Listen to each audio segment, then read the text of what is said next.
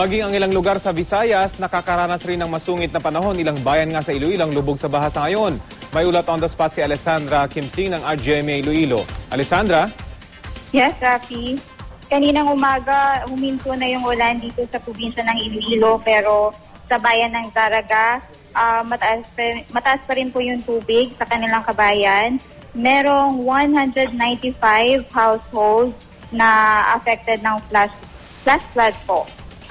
Dito sa barangay Inigdangan, Norte, Zaraga, Iloilo.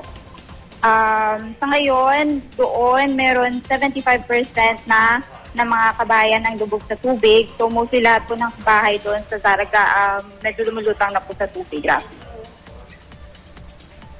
Sa ngayon, Alessandra, wala namang mga casualties na naire-report dyan sa ngayon Iloilo? po, yes, Rafi, sa ngayon wala naman pong casualty, pero marami na pong mga pamilya ang apektado. So kahit binabaha na yung bahay nila, wala pa rin silang balak na umevacuate kasi doon nga sa bayan ng Zaraga, medyo din po yung barangay hall nila, binabaha rin po. So wala talaga silang mapuntahan.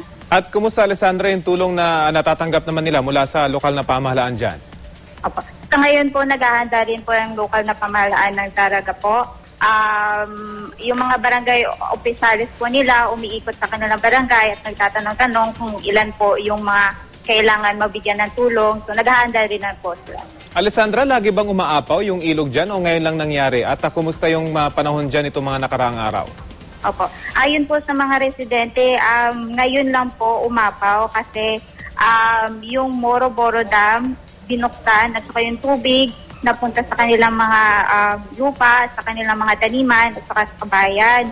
So medyo mataas talaga compared nung bumagyo noon, nung bagyong Frank dito.